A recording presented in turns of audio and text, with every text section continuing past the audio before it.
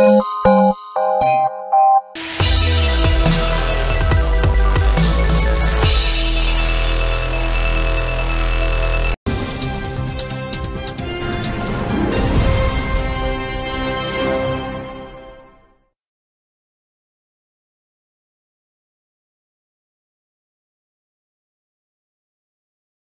chèque de 100 000 francs CFA, des ordinateurs, des tablettes et bien d'autres types de prix, c'est la moisson du concours d'excellence d'Afra Pharma. Cette deuxième édition a permis d'évaluer les étudiants de la faculté de santé en communication scientifique et en éloquence. L'excellence d'Afra est une opportunité pour un étudiant, surtout de la faculté des sciences de la santé, qui lui permet de faire une expérience devant un jury avant le temps. Car au final, quand on est étudiant à la faculté des sciences de la santé, on finira par affronter un jury. Mais aussi, Excellence d'Afra les prépare éventuellement à des prises de parole en public. Chers étudiants, vous nous avez émerveillés par vos prestations. Autant d'émotions et de satisfaction d'avoir apporté un plus dans votre carrière universitaire. Sur toutes les lèvres des lauréats, la satisfaction est bien réelle. Un sentiment de joie, de satisfaction parce que je suis très content de cette opportunité que d'Afra Pharma m'a offert pour être là. Déjà, la participation, c'était pas moi parce que c'est un ami qui a cru en moi. Il m'a demandé de m'inscrire et après je me suis inscrit même si je ne voulais pas, malgré moi. Et au cours des différentes phases, puisqu'on a eu 3 phases jusqu'ici en finale, la première phase était un peu complexe parce qu'il fallait s'adapter. Parler en public, c'est pas toujours facile, mais grâce à d'Afra Pharma et à cette expérience, on a pu traverser cette étape-là. Au fond, les lauréats étaient en compétition depuis le 23 décembre et c'est le 30 du même mois que tout s'est achevé.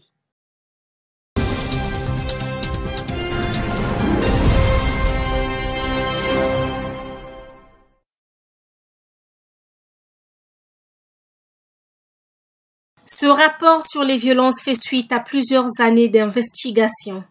Selon l'UNICEF, 1338 cas de violences basées sur le genre ont été recensés, dont 312 dans les commissariats de police et 1026 dans les centres de santé. La présentation de ce rapport d'étude vise à rendre public les différents cas de violence pourtant souvent ignorés.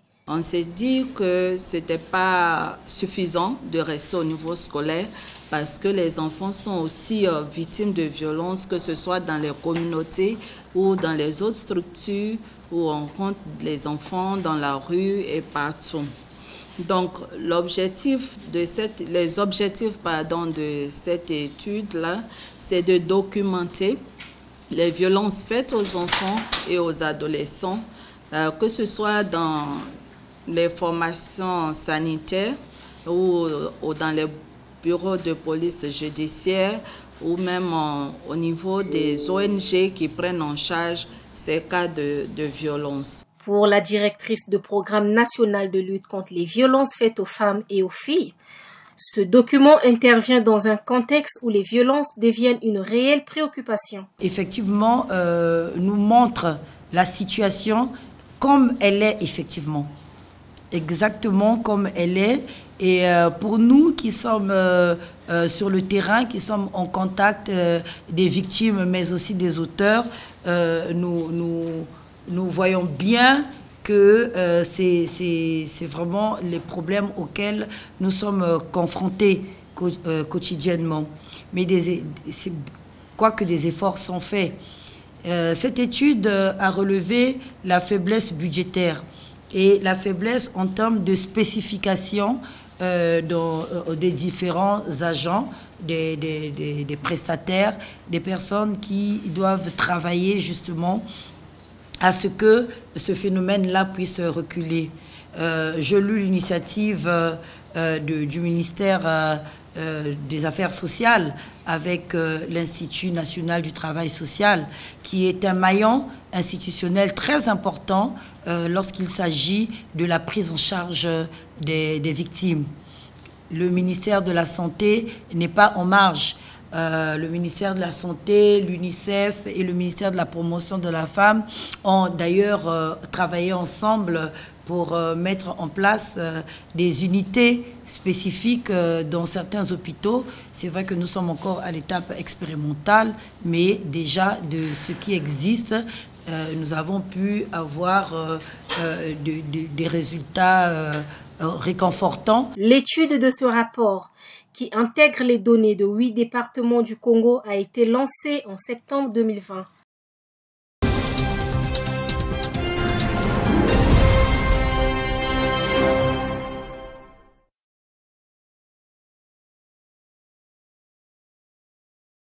Ils sont promoteurs des écoles privées d'enseignement général.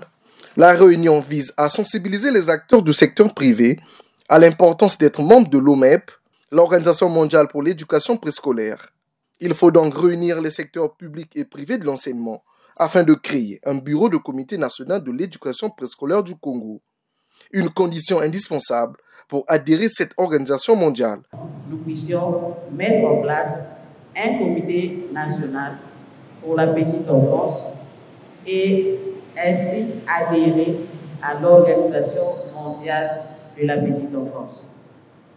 Et lorsque nous y serons, nous pourrons en ce moment-là participer aux conférences en tant que membre, parce que là, on avait participé en tant qu'observateur. On était impliqué comme observateur, on n'est pas membre de l'OMEP. Mais lorsque vous êtes membre, vous bénéficiez de beaucoup de privilèges en tant que membre. Voilà pourquoi je vous exhorte à bien vous conserver pour que aujourd'hui sorte de cette salle un bureau du comité national pour la petite enfance au Congo. La petite enfance est devenue une préoccupation majeure pour les acteurs de l'éducation. Et la directrice de l'enseignement préscolaire précise. Dans le privé, il y a les enfants congolais.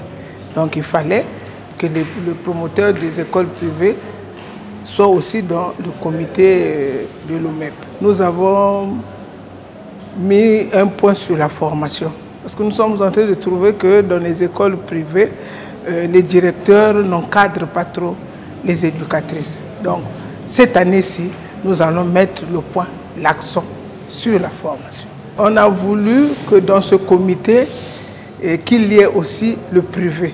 Parce que si nous formons le comité seulement avec le public, ça n'aura pas trop de poids. Aujourd'hui, plus de 70 pays dans le monde font partie de l'Organisation mondiale pour l'éducation préscolaire. Une organisation à but non lucratif créée en 1948.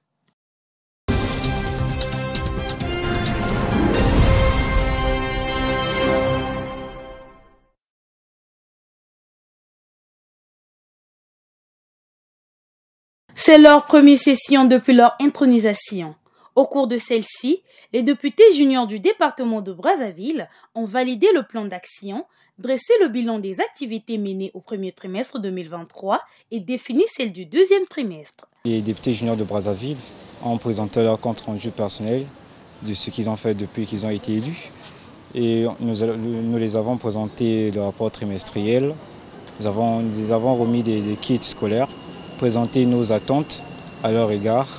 Et aussi, nous avons présenté le message qu'ils liront le jour des campagnes de sensibilisation sur les droits de l'enfant qui se fera au deuxième trimestre. Créé en 2023, le Parlement des enfants vise à promouvoir les droits et les devoirs de l'enfant.